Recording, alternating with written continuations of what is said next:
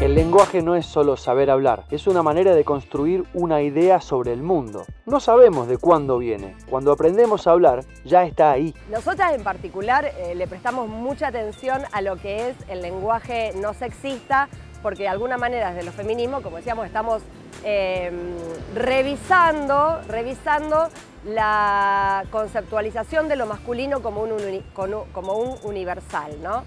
Pero de alguna manera, cuando se habla de la normalidad en algo, estamos usando un lenguaje no inclusivo que no atiende a otras diversidades.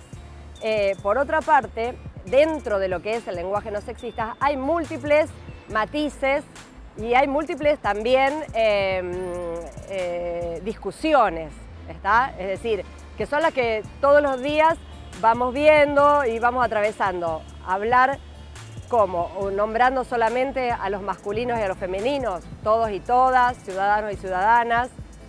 Utilizar la E para incluir también aquellos géneros o aquellas personas que no se identifiquen con un género, o también para dar cuenta de la fluidez que en este momento implica, que en este momento se acepta como posibilidad de la identidad genérica.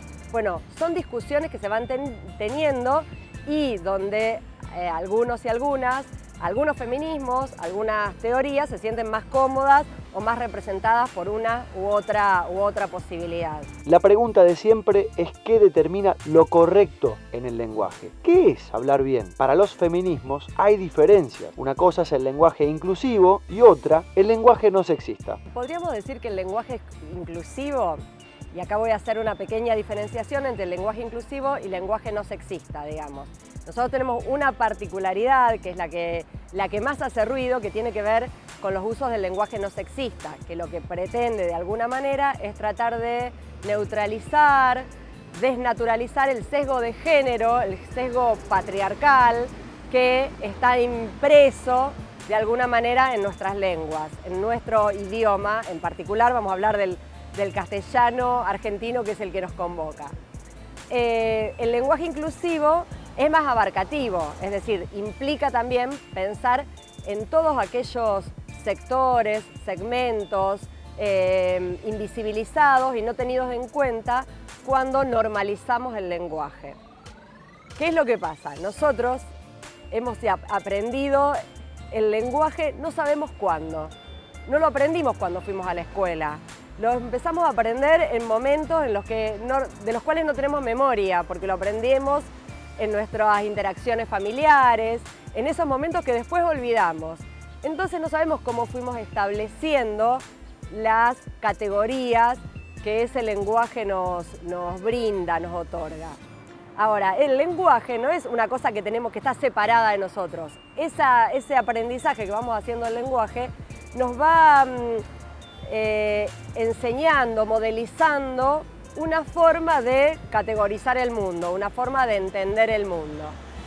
¿Qué es lo que pasa? Así como nosotros no tenemos un recuerdo de cuándo empezamos a aprender el lenguaje, tampoco podemos establecer un momento histórico en el cual se dijo el lenguaje es esto y esto es lo correcto. Como el lenguaje viene de nuestro momento de vida sin memoria, cuando somos muy chiquitos, se dice que lo construimos y lo mantenemos. Por eso, para repensar cómo imaginamos el mundo, se invita a una idea, deconstruir, es decir, desarmar lo construido. La deconstrucción tiene que ver con esto, con desnaturalizar, con repensar cómo cada una de las manifestaciones de la cultura, el lenguaje, pero también la organización familiar, la organización, las relaciones entre los géneros, las relaciones afectivas, el modo de producción, son construcciones culturales, están atravesadas por las vicisitudes de la historia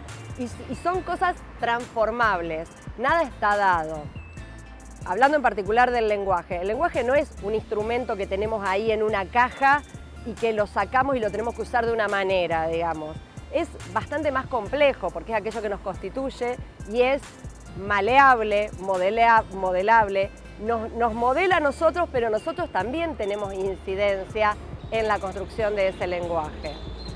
Una cuestión que es interesante es que todas las generaciones piensan que la generación de sus padres hablaba mejor y la generación de sus hijos hace desastres, digamos, con el lenguaje. Y sin embargo, el lenguaje siempre está en transformación, en algunos puntos es resistente, pero en algunos puntos es muy flexible, digamos. Esta discusión ya tiene lugar en varios países del mundo, sin distinción de continentes, y se cree que los gobiernos influyen mucho para su utilización. En los países de lengua hispana, que es lo que más te puedo contar, porque son las lecturas que habitualmente tenemos y las personas con las que intercambiamos más experiencias, se está viendo de manera muy frecuente. Un ejercicio, si haces una búsqueda en Google y pones lenguaje no sexista, vas a ver que con la terminación de cualquier país te aparecen notas, te aparecen incluso manuales, ¿no?, del gobierno de Chile o de alguna municipalidad de Chile, de España, de Colombia, donde eso aparece como guías de uso no sexista del lenguaje, manuales de lenguaje no sexista, con distintos nombres. Eso está apareciendo. Evidentemente no es algo que solamente estamos haciendo en Argentina. Aunque parezca que sí, no es un capricho, ni tampoco es un invento reciente. Hace más de 10 años que desarrollamos en la Facultad de Ciencia Política una asignatura electiva que es Introducción a la Perspectiva de Género. Desde que nosotras estamos trabajando en ese espacio, venimos pensando, ya discutiendo algunas cuestiones sobre el lenguaje. Y se viene pensando desde hace mucho.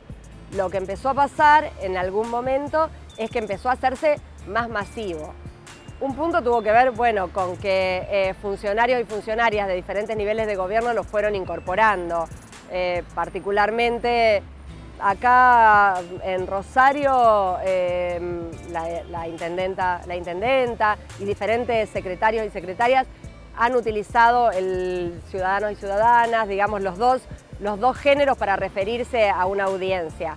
Obviamente también lo hizo muy popular Cristina Fernández cuando hablaba de argentinos y argentinas, y entonces todo eso hizo que se volviera una cuestión más masiva y se empezara a discutir en la mesa de los asados, en la cena familiar, ¿no?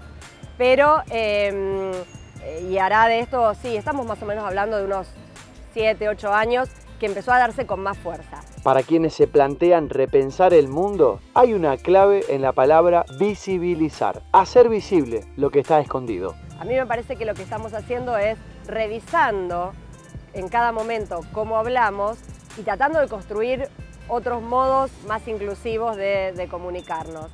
Pero nadie va a obligar a una persona a que utilice la E en lugar del masculino universalizante.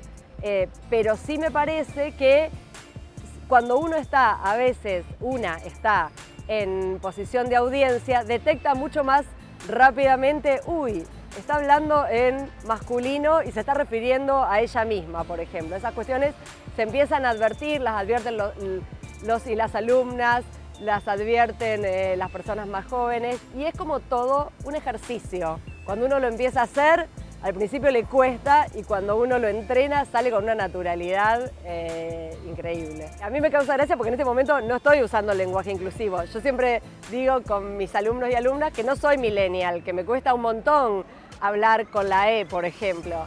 Pero veo como mis hijas, que son adolescentes, lo utilizan con una naturalidad increíble. Con mis alumnos lo utilizan sin hacerse mucho problema. Y me parece que eso va decantando y va transformando. No sé si todos vamos a hablar con la E próximamente. Lo que sí me parece es que todos vamos pensando cómo usamos el lenguaje. Me parece que esa es la cuestión. Y eso es el desnaturalizar y el deconstruir. ¿Cómo hacemos cada vez que estamos hablando pensar qué es lo que estamos diciendo? Tomarnos un tiempo, hacerlo tal vez más lentamente.